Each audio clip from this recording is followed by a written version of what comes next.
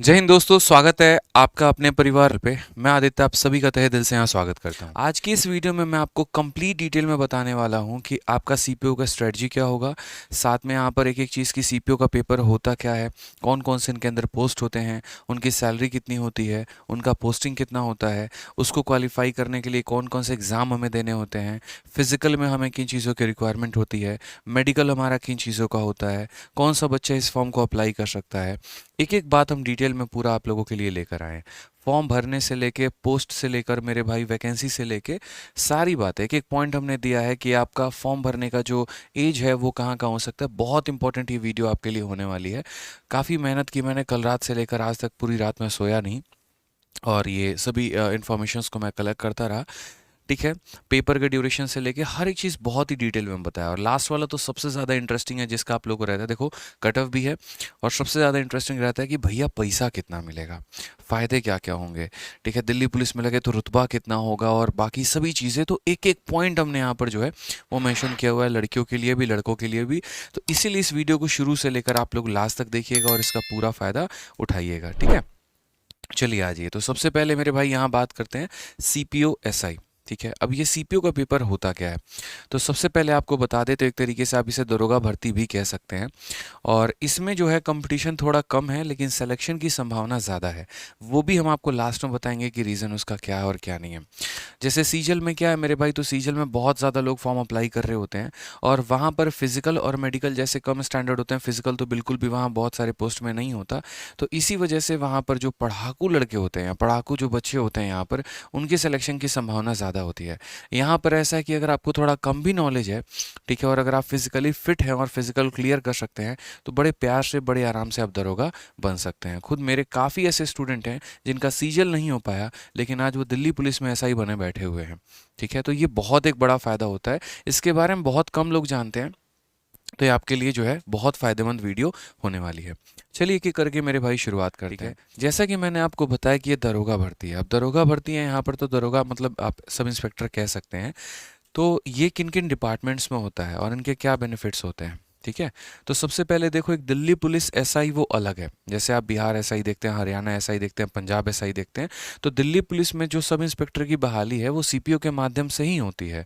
ठीक है, तो एक दिल्ली पुलिस हमारा अलग हो गया और एक सीएपीएफ हमारा अलग हो गया। और ये सीएपीएफ में मेरे भाई इन सभी के जो एसआई हैं वो भी आपके सीपीओ से सेलेक्ट होते हैं। जैसे बीएसएफ हो गया आपका, बॉर्डर सिक्योरिटी फोर्स। ठीक है, उसी तरीके से बीएसएफ कहाँ लगता है, तो बांग्लादेश और आपके ये जो नेपाल पाकिस्तान इनके बॉर्डर पे हो गई, इनकी सिक्योरिटी लगाई जाती है। सीआईएसएफ का जो काम हो गया वो क्या हो गया, तो जितने भी आप दिल्ली मेट्रो में देख रहे हैं या एयरपोर्ट आप देखते हैं, तो वहाँ पर जो चेकिंग में जिनकी ड्यूटी लग रही होती है तो वो सीआईएफ की लग रही होती है। ठीक है, आईटीबीपी क्या हो गया, Hindon Tibetan Indo Tibetan border police यहाँ पे। ठीक है, तो ये सारे के सारे का जो होता है, ये मतलब आप ये कह सकते हो कि इनकी बाहर भी पोस्टिंग होती है। ठीक है, दिल्ली में ज़रूरी नहीं है कि दिल्ली में ही मिले। एक ही इसमें नौकरी ऐसी है जिसकी लाइफ टाइम पोस्टिंग दिल्ली में रहती है और वो है दिल्ली पुलिस एसआई। 25 किलोमीटर के अंदर की दूरी आपकी रहेगी, यहाँ पर ड्यूटी इसकी रहेगी। ऐसा नहीं कभी आपको जो है यूपी भेज देगा, कभी बिहार भेज देगा, ऐसा बिल्कुल भी नहीं होने वाला है। लेकिन यहाँ पर इनकी पोस्टिंग बदलते रहती है टाइम टू टाइम पे। कभी आप यहाँ पर अगर यूपी में हैं तो कभी आप किसी और स्टेट में होंगे, तो कभी आप किसी और स्टेट में होंगे। ठीक है, इसमें आपका सीआईएसएफ का जो ड्यूटी लगता है वो थोड़ा फिक्स होता है, नॉर्मल बिना हेक्टिक का जॉब होता है। एयरपोर्ट पर इनकी ड्यूटी लगती है, चेकिंग का काम रहता है और एक फिक्स टाइम जॉब होता है, इसमें ज़्यादा हेक्टिक शेड्यूल नहीं रहता है। ठीक है, तो ये भी एक अच्छा पोस्ट है इसमें। ये तो इसको अप्लाई कौन कर सकता है, क्या मैं अप्लाई कर सकता हूँ, क्या आप अप्लाई कर सकते हैं, क्या एक 12th में बच्चा बैठा वो अप्लाई कर सकता है, तो ऐसा नहीं है मेरे भाई। इसको वहीं अप्लाई कर सकता है जिसने ग्रेजुएशन एक रिकॉग्नाइज्ड यूनिवर्सिटी से किया हो। अगर जिसने ग्रेजुएशन नहीं किया है तो वो इसको अप्लाई नहीं कर पाएगा। जैसे सीएचएसएल 12वीं के लेवल पे दे सकते हैं, सीजल ग्रेजुएशन के लेवल पे आप दे सकते हैं, उसी तरीके से सीपीओ जो है, अगर आप ग्रेजुएट हैं तभी आप इस पेपर को दे पाएंगे। ठीक है, और इसके लिए आपका जो एज भी है वो भी फिक्स किया गया है। आपका एज 20 से 25 साल होना चाहिए और इस तिथि के बाद का आपका जन्म नहीं होना चाहिए। जो मैक्सिमम डेट है वो आपका है 1 अगस्त 2003। अगर इसके बाद आपका जन्म है मेरे भाई तो आप कंसिडर नहीं किए जाएंगे। तो ये आपका एज होना चाहिए कि 2/8/1998 और 1/8/2023, जो भी आपका एज है वो यहाँ पर इस ड्यूरेशन के बीच का मेरे भाई होना चाहिए। ठीक। अब जैसे कि आपको पता है कि रिजर्वेशन भी मिलता है, तो यहाँ एज का रिजर्वेशन होता है और उसमें कुछ रिलैक्सेशन आपको मिलते हैं। जैसे एससी एसटी वालों को 5 सालों का रिलैक्सेशन मिलता है, ओबीसी को 3 साल का रिलैक्सेशन मिलता है और एक्स सर्विसमैन को यहाँ पर जो है 3 साल का रिलैक्सेशन मिलता है।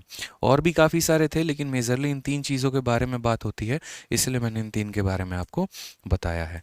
ठीक है, नेक्स्ट हम बात करते हैं मेरे भाई, तो एसेंशियल क्वालिफिकेशन। जैसा कि मैंने आपको कहा कि आप ग्रेजुएट होने चाहिए किसी भी रिकॉग्नाइज्ड यूनिवर्सिटी से। आपने चाहे बीए किया हो, बीएससी किया हो, बीटेक किया हो, उससे कोई फ़र्क नहीं पड़ता, लेकिन वो जो यूनिवर्सिटी है उसका एक मान्यता प्राप्त यूनिवर्सिटी हो, ऐसे लोकल किसी भी इंस्टीट्यूट से आपने नहीं किया हो। बहुत लोग क्या करते हैं, बीटेक को लर्निंग से मतलब डिस्टेंस से कर लेते हैं, तो कई जगह पर उसकी मान्यता नहीं मानी जाती है, तो इस बात का थोड़ा ध्यान रखिएगा। सीजीएल में डॉक्यूमेंट वेरिफिकेशन में वो बाहर कर दिए जाते हैं, तो ये बात का आपको ध्यान रखना है।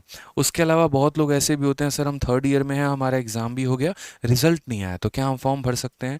तो मेरे भाई 15 अगस्त 2023 तक, असल में क्या होता है, फॉर्म भरने के जो हमारा लास्ट डेट होता है ना, तो वो लास्ट डेट तक यानी 15 अगस्त 2023 फॉर्म भरने का हमेशा जो लास्ट डेट होता है, उस लास्ट डेट तक जो है आपके पास आपका रिजल्ट का सर्टिफिकेट आ जाना चाहिए। अगर इस डेट तक नहीं आया है तो उसके बाद आप इसके लिए मान्य नहीं होंगे। आप पेपर निकाल भी लेंगे, लेकिन डॉक्यूमेंट वेरिफिकेशन में आपको बाहर कर दिया जाएगा।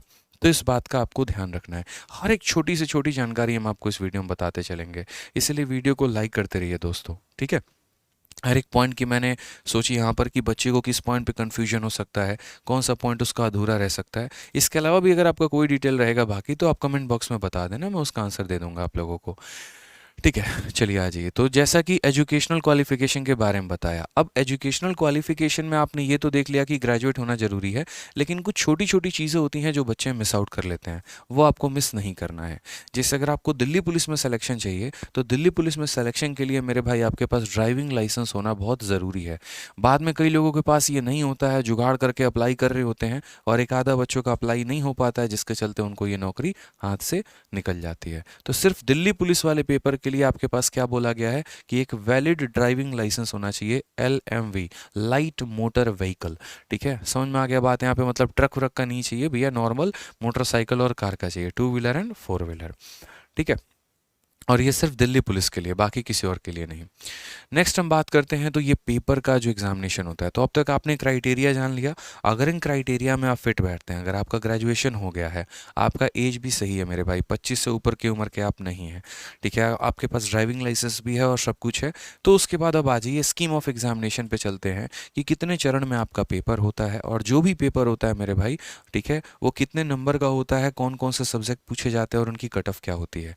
तो सबसे पहला हम बात करते हैं पेपर 1 के बारे में, जिसको हम लोग कहते हैं प्रीलिम्स। तो आपका पेपर 1 होता है मेरे भाई टोटल 200 क्वेश्चन, 200 नंबर का, वो भी हम आपको डिटेल में बताएंगे। जो बच्चा पेपर 1 को क्वालिफाई कर लेता है, जो उसका कट ऑफ को क्लियर कर लेता है, तो उसके बाद उन लोगों का होता है मेरे भाई फिजिकल, जिसको हम पीईटी बोलते हैं, फिजिकल एंड्योरेंस टेस्ट। ठीक है, या फिर हम उसे पीएसटी भी कहते हैं। अब जो बच्चा फिजिकल मेरे भाई निकाल लेता है, तो उसके बाद आ जाता है आपका पेपर 2 मेंस। यहीं पर सबसे बड़ा गेम चेंजर है। मैं आपको बताता हूँ ये सबसे बड़ा गेम चेंजर क्या है। अक्सर एसएससी सीजीएल की जितने लोग तैयारी कर रहे होते हैं, उनका बाकी सब्जेक्ट बहुत बढ़िया होता है, मैथ्स के साथ साथ सभी सब्जेक्ट भी, ठीक है, उनकी ज़बरदस्त लेवल की तैयारी होती है, तो उनको सीजीएल में बहुत अच्छा स्कोर आया होता है। वो सारे के सारे लोग लगभग यहाँ पेपर देने बैठते हैं। अगर हम बात करते हैं तो सीजीएल में जो क्राउड है वो 20-25 लाख की क्राउड है, और सीपीओ में जो क्राउड है मेरे भाई 5 से 6 लाख की क्राउड है। तो लगभग सभी लोग फॉर्म भरते ज़रूर है यहाँ पे, जो अच्छे क्रीम क्राउड होता है, ठीक है, वो फॉर्म भरते हैं सीपीओ का, उनका बहुत अच्छा स्कोर भी आ रहा होता है यहाँ पे, पेपर में ज़बरदस्त स्कोर मारते हैं, 160, 170, 180 के करीब में भी उनका स्कोर जाता है। लेकिन वो यहाँ पर जाके फुस हो जाते हैं, यहाँ पर उनकी कहानी ख़त्म हो जाती है। क्यों? क्योंकि अक्सर ऐसा होता है कि जब सीपीओ का मेंस आता है तभी सीजीएल का भी सीपीओ का फिजिकल आता है, तभी आपका सीजीएल का जो है वो मेंस आ रहा होता है। तो अब आपके पास एक ही ऑप्शन बच रहे होते हैं, या तो आप इसकी तैयारी कर लो या फिर आप अपनी सीजीएल की तैयारी कर लो। तो आधा क्राउड यहाँ से सीजीएल की तरफ कट जाता है, ठीक है, और कुछ क्राउड जो रहता है वो यहाँ पर फिजिकल की तैयारी कर रहा होता है, क्योंकि इसमें इतनी मेहनत लगती है, घुटना तोड़ने के बराबर होता है। दिन रात आप भाग रहे हैं, 1600 मीटर रेस की तैयारी कर रहे हैं, थकान से आप लबालब हैं, भरे हुए हैं यहाँ पे। तो आप किसी एक एग्जाम को ही टारगेट कर पाते हैं, या तो इसको कर पाते हैं, नहीं तो आप सीजीएल को कर पाते हैं। तो जिन लोगों को इनकम टैक्स इंस्पेक्टर या एमई या बाकी चीज़ें जाना होता है, तो फिर इस पार्ट को छोड़ के वो आपको मूव कर जाते हैं सीजीएल में। और इसमें सिर्फ वही बच्चा क्वालिफाई कर पाता है जो पढ़ने में थोड़ा बहुत नॉर्मल है, एवरेज है, बढ़िया है, लेकिन उसकी फिजिकल एक्टिविटी बाकी लोगों की तुलना में ज़्यादा बेहतर है।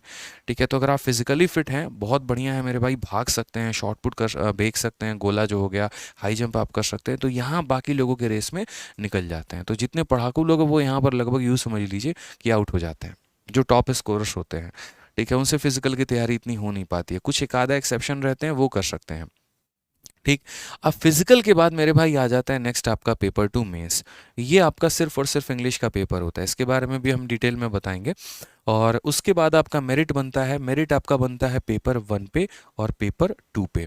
ठीक है, आपका मेडिकल के नाम पर कोई मेरिट नहीं बनता, आपका फिजिकल का कोई मेरिट नहीं बनता, ये सिर्फ क्वालिफाइंग होते हैं, इनको क्वालिफाई करना होता है।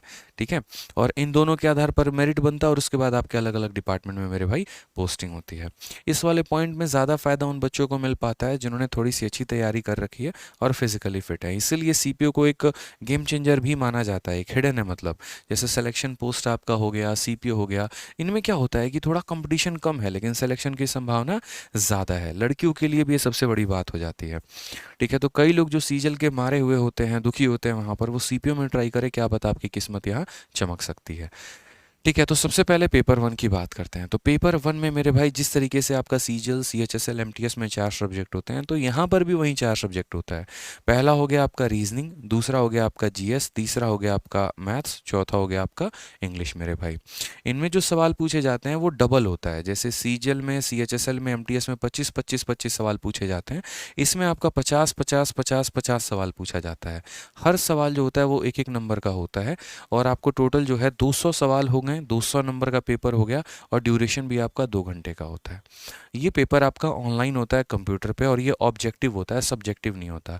ऑप्शंस दिए गए होते हैं और आपको उनको टिक करना होता है। ठीक है, पहले क्या था, एक बहुत बड़ा बदलाव आया है। पहले यहाँ पर ये था कि जो नेगेटिव मार्किंग था वो 1/4 था, यानी 4 सवालों में आपका एक जो है नंबर चला जाएगा। अगर आप 4 गलती करते हैं तो आपका एक नंबर चला जाएगा। लेकिन अब मेरे भाई नेगेटिव मार्किंग को 1/3 कर दिया गया और ना सिर्फ ये प्री के लिए बल्कि मेरे भाई मेंस के लिए भी। ठीक है, यानी 3 सवाल अगर आपके गलत है तो आपके एक नंबर उड़ा लिए जाएंगे, ये वाली बात हो जाती है। तो ये एक बड़ा बदलाव आया है और ये 2023 से आया, इसके पहले ये बदलाव नहीं था। अब नेक्स्ट उसके बाद बात करते हैं, चलिए प्री हो गया मेरे भैया, कोई बच्चा क्वालिफाई कर लिया प्री के बाद, तो उसके बाद पेपर 2 कैसे होगा उसका, क्योंकि पहले हम पढ़ने वाले सब्जेक्ट को एक साथ डिस्कस कर लेते हैं, फिर फिजिकल और फिर मेडिकल को हम एक साथ डिस्कस कर लेंगे। तो पेपर 1 में आपका कितना हो गया, तो ये 4 सब्जेक्ट हो गए। इनकी तैयारी कैसे करनी है, क्या करना है, हम वीडियो के लास्ट में आपको वो भी बताएंगे। ठीक है, चलिए आ जाइए, नेक्स्ट बात करते हैं हाँ पेपर 2 के बारे में। पेपर 2 में सीजीएल में क्या होता है कि अब चारों सब्जेक्ट आपका पूछा जा रहा है, लगभग सीएचएसएल में भी आपका चारों सब्जेक्ट पूछा जा रहा है। यहाँ पर थोड़ा कैओस था लेकर मेंस को लेकर कि शायद इस बार सीपीओ का पैटर्न बदलेगा, क्योंकि सीजीएल बदल चुका, सीएचएसएल बदल चुका, लेकिन 2023 में सीपीओ के पैटर्न में अभी बदलाव नहीं किया गया है, पहले की तरह ही है। इसमें इंग्लिश आपका पूछा जाता है कितना, तो 200 सवाल होते हैं और कितने नंबर के होते हैं मेरे भाई, तो 200 नंबर का होता है और टाइम ड्यूरेशन कितना मिलता है, तो 2 घंटे मिलते हैं। यानी मेंस में सिर्फ और सिर्फ आपका इंग्लिश आता है। पिछली बार का लेवल थोड़ा इंग्लिश का बढ़िया था, कॉम्प्रिहेंशन और बाकी चीज़ों को लेके। बाकी ऐसे नॉर्मली जो सीपीओ का लेवल रहता है इंग्लिश का, वो काफ़ी नॉर्मल रहता है, बेसिक्स रहते हैं। मतलब अगर आपने ढंग से तैयारी अच्छे से कर रखी है तो आपका बढ़िया स्कोर इसमें हो सकता है। ठीक है, तो जैसे आपका पेपर 1 हो गया, पेपर 1 को आपने दे दिया, आपका एक कट ऑफ बन गया 130, 140, 120 के करीब में, इतने का कट ऑफ जनरली रहता है। तो उस कट ऑफ को क्लियर करने के बाद आपके पास एक कॉल लेटर आता है और वो कॉल लेटर होता है मेरे भाई फिजिकल का। ठीक है, आपको बुलाया जाता है कि फलाने तारीख को आपका फिजिकल है और यहाँ पर आपको इस ग्राउंड में रिपोर्ट करना है। अब जब आप उस ग्राउंड में पहुँचते हैं तो कितने प्रकार के फिजिकल होते हैं, तो मेल का अलग फिजिकल होता है, फीमेल का अलग फिजिकल होता है। अगर हम बात करते हैं तो मेल्स के लिए मेरे भाई यहाँ पर ये कहानी रहती है कि उनका जो हाइट होना चाहिए वो 170 सेंटीमीटर होना चाहिए, इससे नीचे हाइट जो है वो नहीं चलेगा। ठीक है, हाँ कुछ कैंडिडेट है जैसे यहाँ पर गढ़वाल हो गए, जो पहाड़ी एरिया में रहते हैं, जैसे गढ़वाल हो गए, आपको जो नैनीताल उत्तराखंड में ज़्यादा मिलेंगे, आपको हिमाचल प्रदेश के गोरखा हो गए, डोगरा हो गए, मराठा हो गए, कश्मीर वैली वाले हो गए, तो इनके लिए थोड़ा सा हाइट में जो है वो रिलैक्सेशन दिया गया है और वो है आपका 165। आर्मी के भी भर्तियों में ऐसे ही रहता है, जो गोरखा बटालियन है हमारा या और भी हैं, तो इनको थोड़ा सा हाइट में जो है रिलैक्सेशन दिया जाता है। तो नॉर्मल बाकी सभी कैंडिडेट मेरे और आपके लिए 170 है, लेकिन जो इन एरिया से बिलोंग करते हैं तो उनके लिए हाइट 165 सेंटीमीटर चाहिए ही चाहिए। उसके बाद मेल में यहाँ पर ये रहता है कि जैसे अभी हमारा चेस्ट है तो ये हमारा कितना होना चाहिए, तो 80 होना चाहिए। ठीक है, जैसे मैं भी एक्साइज इंस्पेक्टर हूँ और मैं भी अपने फिजिकल में गया था तो यही हाइट की रिक्वायरमेंट भी थी और चेस्ट का भी रिक्वायरमेंट यही था कि जैसे मेरा चेस्ट 85 है समथिंग करके था, पता नहीं। ठीक है, तो अनएक्सपेंडेड होता है और एक एक्सपेंडेड होता है। अनएक्सपेंडेड का मतलब जैसे अभी मैं नॉर्मल फॉर्म में हूँ, और एक्सपेंडेड का मतलब क्या होता है कि जब आपने सांस लिया और इसको पूरा एकदम फुलाया उस तरीके से करके, तो वो उसका एक अलग मेजरमेंट होता है। ठीक है, जब आप वहाँ जाओगे तो वो आपको बता देंगे, तो ये थोड़ा सा आप चेक कर लेना।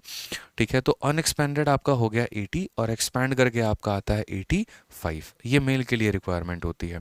ठीक है, उसके बाद हम बात करते हैं फीमेल के बारे में। तो नॉर्मल फीमेल्स का देखो यहाँ पर ये दो हमारा हो गया, 1, 2 और 3 हमारा मेल के लिए है, और 4 और 5 और 6 जो हो गया वो हमारा फीमेल के लिए है। तो फीमेल के लिए जो हमारी हाइट चाहिए वो चाहिए हमारी 157। ठीक है, फिर जो इन एरिया से आता है उनका 155 मेरे भाई। ठीक है, और जो एसटी आते हैं उनका कितना हो गया, तो 154 हो गया। मेल में भी अगर आप देखेंगे तो एसटी का 162.5 चाहिए। फीमेल में चेस्ट एक्सपेंशन को लेकर ऐसा कुछ नहीं रहता है कि चेस्ट कितना होना चाहिए, नहीं होना चाहिए, या फिर एक्सपैंड होने के बाद इतना होना चाहिए, ऐसा मेरे भाई कुछ नहीं रहता है। इसी तरीके से सीजल में भी, एक्साइज इंस्पेक्टर में भी इनके चेस्ट की रिक्वायरमेंट नहीं है, सिर्फ हाइट हाइट की रहती है। मेल का हमेशा जो है वो बॉर्डर पुलिस में ये सब में रिक्वायरमेंट मांगा जाता है। ठीक है, तो ये तो पहले आपका फिजिकल स्टैंडर्ड हो गया। देखिए मैंने दो शब्द कहा था, एक पीईटी कहा था और एक पीएसटी कहा था। तो ये पीएसटी है, फिजिकल स्टैंडर्ड टेस्ट। पहले तो आपका ये चेक किया जाएगा। अगर आप इसी में बाहर हो गए तो बोलेंगे भैया राम राम तुम जाओ यहाँ से, कोई दिक्कत की बात नहीं, अगली मुलाकात में करेंगे, थोड़ा चेस्ट वेस्ट बना के आना तो मिलेंगे तुमसे। अब जब यहाँ पर ये पास हो गए तो उसके बाद तब आपकी क्या करवाई जाती है, पीईटी करवाई जाती है, फिजिकल एंड्योरेंस टेस्ट करवाया जाता है। अब यहाँ पर भैया आपको अपनी क्षमता दिखानी है।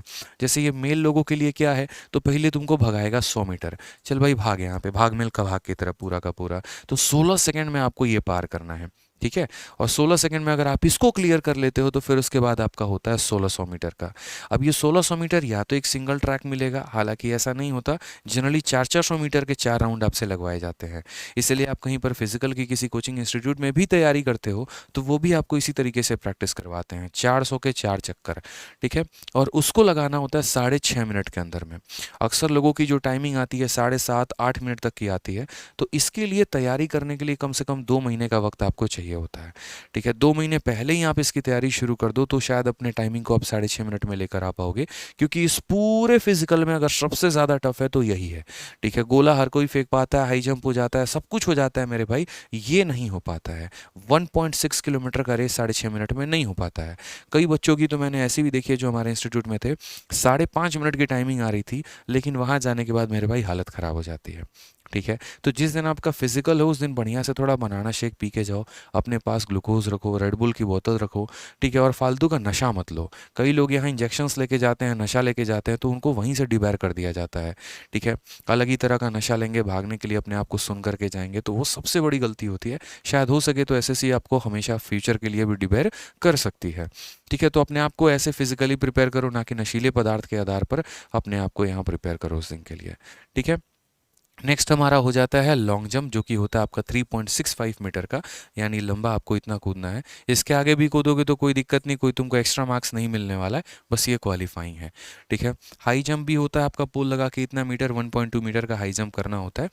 अब कई लोगों का क्या होता है कि लगता है कि भैया हम इतना लॉन्ग जंप मार लेंगे, हम इतना हाई जंप मार लेंगे, बट ऑनेस्टली बता रहा हूँ मैं, अगर सिर्फ मैं आपको लॉन्ग जंप मारने को बोलूँ आप वो कर सकते हैं, सिर्फ हाई जंप मारने को बोलूँ आप कर सकते हैं। लेकिन आप अपने आप को थोड़ा इस सिचुएशन में रख के इमेजिन करिए कि सुबह 6 बजे आपको सेंटर पे रिपोर्ट करना है, और सुबह 6 बजे ही करना होता है।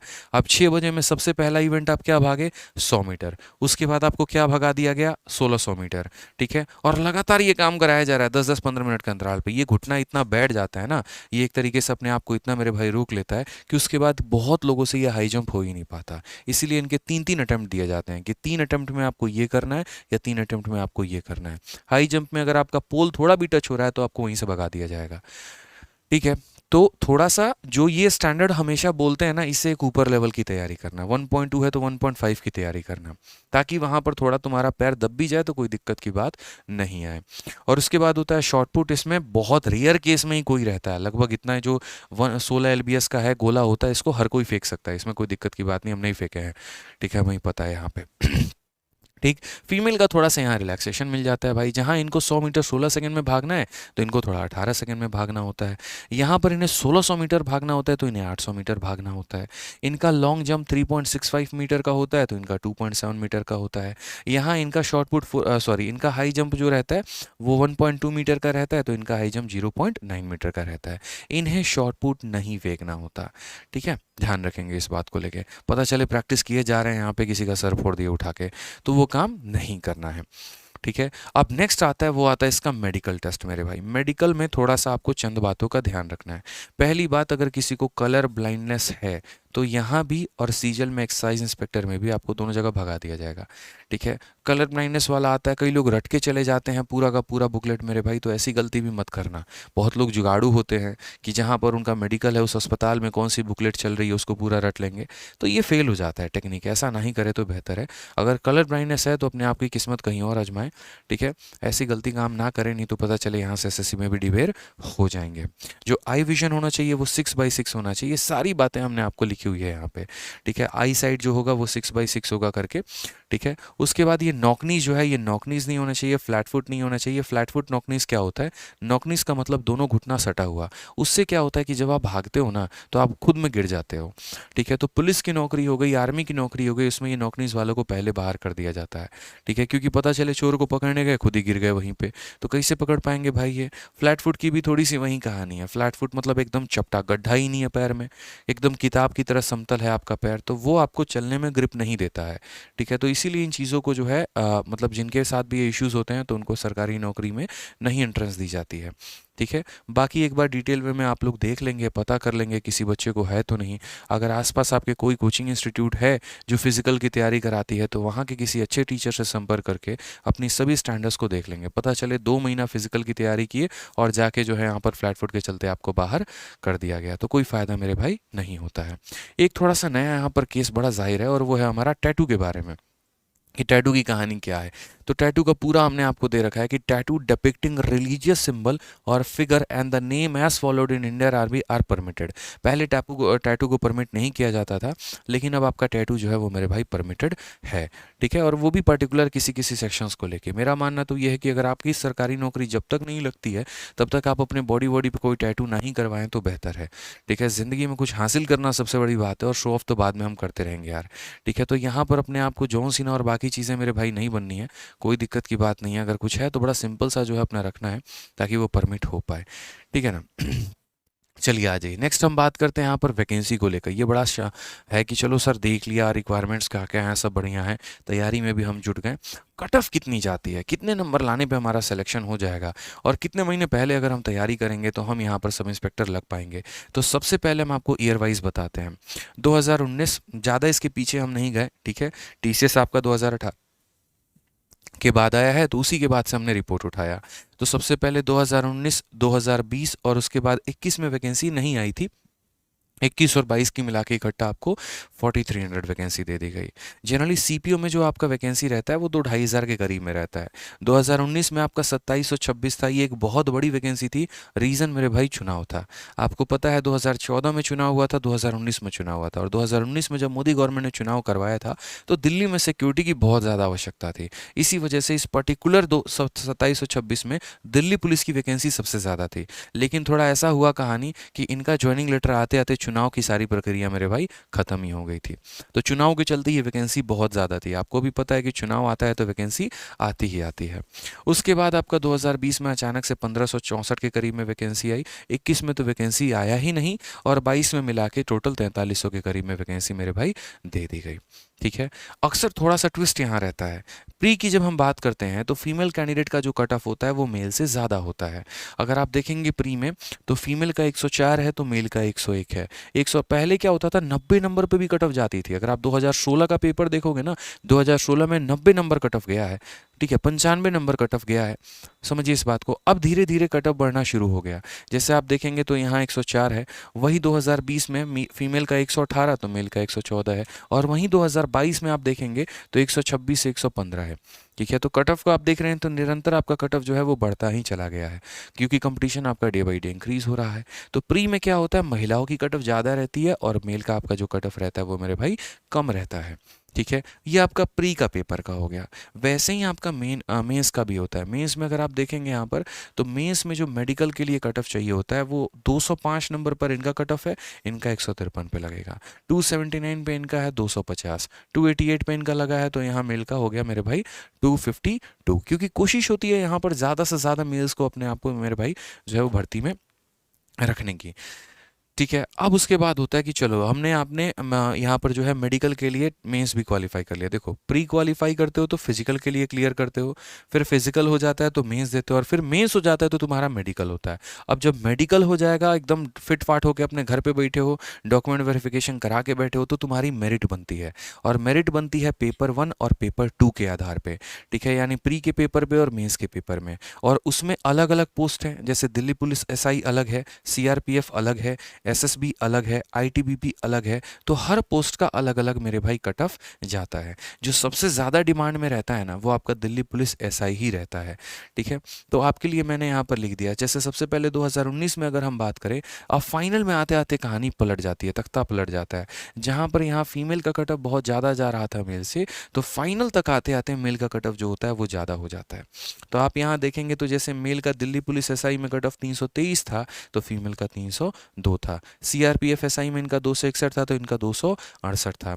वहीं अगर आप 2020 की बात करते हैं तो ये 334 तो 311, 284 तो 300 मेरे भाई। दिल्ली पुलिस में हमेशा मेल का ज़्यादा जाता है।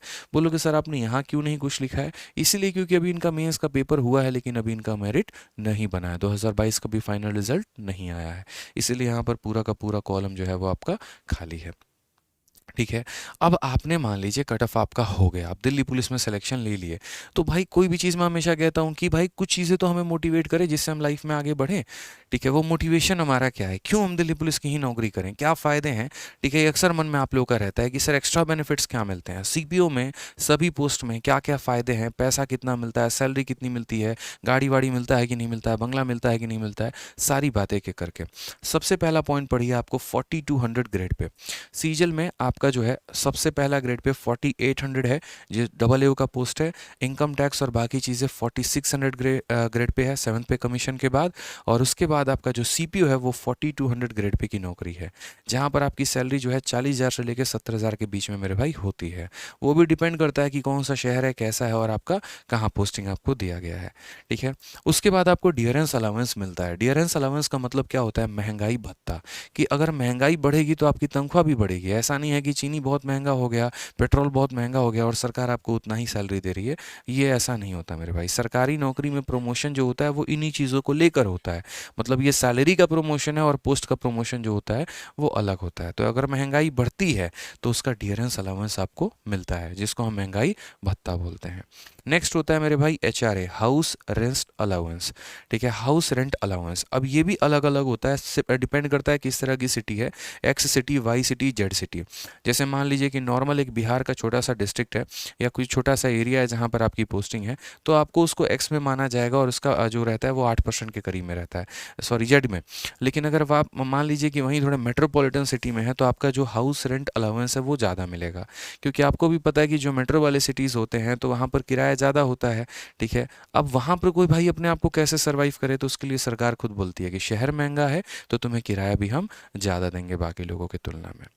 ठीक है, उसके बाद CPO में ट्रांसपोर्टेशन का भी अलाउंस आपको मिलता है। अगर आप कहीं आते हैं जाते हैं तो पेट्रोल वेट्रोल का जो पैसा है वो भी आपको सरकार देती है। ठीक है, नेक्स्ट बात करते हैं तो एजुकेशन अलाउंस भी आपको बच्चों के लिए मिलता है, पढ़ाने लिखाने के लिए बच्चों के लिए भी जो है वो सरकार पूरा अपने तरफ से जिम्मा उठाती है और इसका खर्चा भी वहीं देती है। इसमें बड़ी अच्छी एक बात होती है कि पेंशन बड़ा शानदार है और रिटायरमेंट भी बड़ी अच्छी है, तो आप उसके अकॉर्डिंग अपने लाइफ टाइम को प्लान कर सकते हैं। आप अपने बीमा हो गए और बाकी चीज़ें हो गई सब उस अकॉर्डिंग बनवा सकते हैं, तो पेंशन के समय एक अच्छा खासा अमाउंट जो है वो आपको दिया जाता है। ठीक है, इसमें एक और बात होती है कि आपको पेड लीव मिलता है, जिसको LTC भी कहते हैं, मतलब अगर आप छुट्टी ले रहे हैं तो सरकार उसका उसका भी पैसा देती है। अगर आप कहीं घूमने जाते हैं तो उसका भी आने जाने का पूरा पैसा सरकार बियर अप करती है।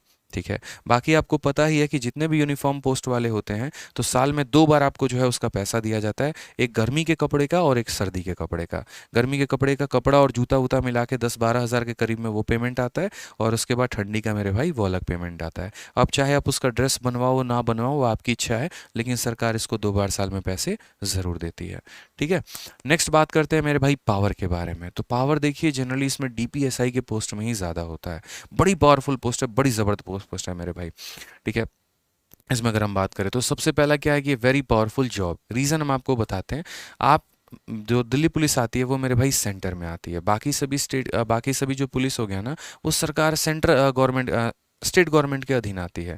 जैसे बिहार पुलिस का जो है वो यहाँ पर बिहार सरकार के अंदर में, हरियाणा पुलिस हरियाणा सरकार के अंदर में है, लेकिन दिल्ली पुलिस भारत सरकार के अंदर में, वो केजरीवाल के अंदर में नहीं है। वो आपको एक तरीके से जो सेंटर में गवर्नमेंट बैठी है, जैसे बीजेपी है, कांग्रेस है, जो भी है, तो उसके अधीन में ये काम कर रही होती है। तो इसका पावर ऑटोमेटिक बढ़ जाता है।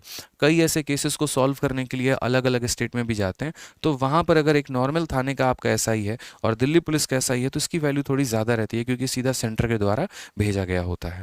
ठीक है। उसके बाद यहाँ पर जब आप जिस पोस्ट पे ज्वाइन होते हैं तो वो आईओ मतलब आप सीधा इन्वेस्टिगेटिंग ऑफिसर आप रह सकते हैं यहाँ पे। मतलब ये थोड़ा अच्छा रहता है कि कोई भी केस आपका होगा तो आप वहीं से इन्वेस्टिगेशन आपकी शुरू हो जाती है। क्योंकि दिल्ली एक बहुत बड़ा शहर है यहाँ पे, तो यहाँ के केसेस भी बहुत बड़े बड़े होते हैं, जैसे साइबर क्राइम हो गया या फिर एक्सटॉर्शंस हो गया, बहुत बड़े बड़े केसेस होते हैं। तो यहाँ पर बड़ा से बड़ा केस भी आपको मिलता है, तो उससे आपका नॉलेज जो होता है वो काफ़ी ज़्यादा बढ़ता है। कई ऐसे केसेस को सॉल्व करने के लिए आपको फॉरेन तक भी जाना होता है, और वो सारा जो है वो सरकार देख रेख कर रही होती है। दिल्ली पुलिस की एक और अच्छी बात हो जाती है कि वो बाकी स्टेट गवर्नमेंट के साथ बड़ा अच्छा एक कोलैबोरेशन में करके रखती है।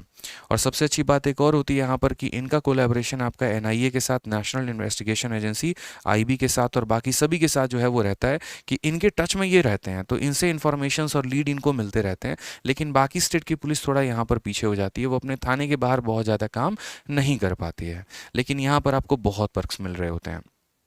ठीक है। कई लोग यहाँ से मतलब अच्छा काम करोगे तो आगे चल के रॉ में जाने की भी संभावना होती है। रॉ क्योंकि एक ऐसी एजेंसी है जो हर जगह से लोग वहाँ उठाए जाते हैं, कभी आर्मी से भी हो गया, पुलिस से भी हो गया और अलग अलग सेक्टर से भी हो गया। ठीक है। इनका संबंध बड़ा अच्छा बनता है, जैसे आपका नेता हो गया, मंत्री हो गया, फिल्म स्टार हो गया, तो मेरे भाई यहाँ पर आपके रिलेशंस बड़े अच्छे बन जाते हैं। ठीक है। अगर आप दिल्ली पुलिस में हैं तो बड़े से बड़े मंत्री, क्योंकि आप देखते हैं सांसद भी यहीं है, राष्ट्रपति भवन भी यहीं है, तो अगर आपका राष्ट्रपति भवन में ड्यूटी लगाया जाए या सांसद में लगाया जाए और भी जगह लगाया जाए तो संबंध बड़े गहरे बनते हैं मेरे भाई। ठीक है। ये आगे चल के आपको फ्यूचर में काफ़ी ज़्यादा मदद करते हैं। लेकिन वही बात है, जहाँ पैसा ज़्यादा है, जहाँ रुतबा ज़्यादा है, तो वहाँ काम भी ज़्यादा है। और काम ऐसा है कि कई कई बार तो ऐसा होगा कि आपको 2-2 रात तक लगातार ड्यूटी लगा दी गई है। पता चला कहीं पर मर्डर हुआ, आप उसकी इन्वेस्टिगेशन कर रहे हो, तब तक दूसरे जगह पे चोरी हो गई, आप वहाँ जा रहे हो। ठीक है।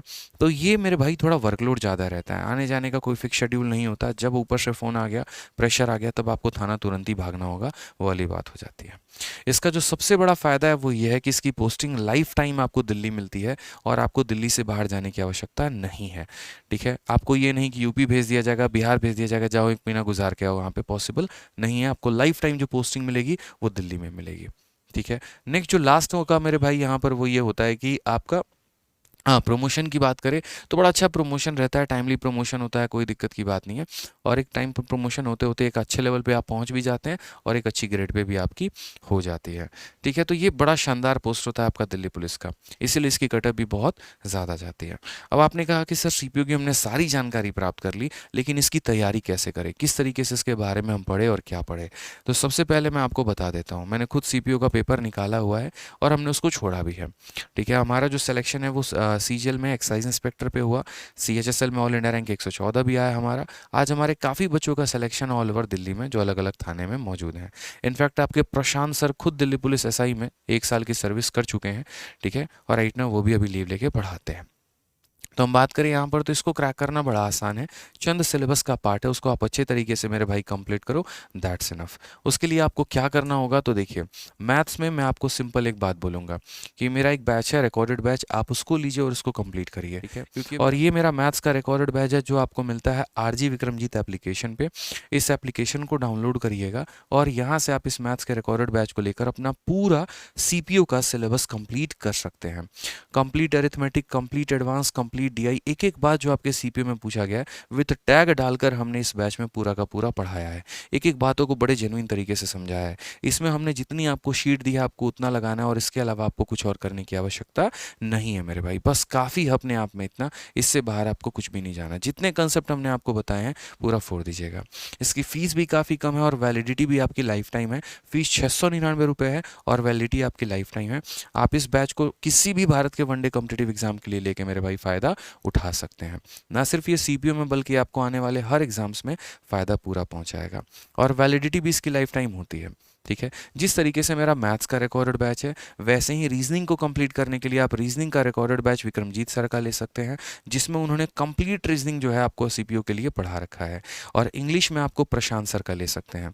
प्रशांत सर का कॉम्प्रिहेंशन भी पूरा का पूरा उसमें अपलोड होता है, तो इंग्लिश तो आपके लिए सबसे ज़्यादा मेन हो जाता है। रीज़न यहाँ पे क्योंकि 50 नंबर का आपका इंग्लिश आता है प्री में और 200 नंबर का आता है मेरे भाई मेंस में। ठीक है, तो प्रशांत सर खुद दिल्ली पुलिस में है, काफ़ी अच्छा उनका मेंस का भी स्कोर रहा है। ठीक है, तो जिस तरीके से मेरा मैथ्स का रिकॉर्डेड बैच है वैसे ही आप उनके भी इंग्लिश के रिकॉर्डेड बैच से लेकर अपना सिलेबस कंप्लीट कर सकते हैं। तो मैथ, इंग्लिश, रीजनिंग, GS चारों सब्जेक्ट का रिकॉर्डेड बैच हमारा अवेलेबल है हमारे अपने एप्लीकेशन RG विक्रमजीत एप्लीकेशन पे, जिसमें हमारे सभी टीचर्स ने बहुत शानदार तरीके से आपको आपके CPO के लिए पढ़ा रखा है। तो आप वहाँ से लेकर मेरे भाई कंप्लीट कर सकते हैं।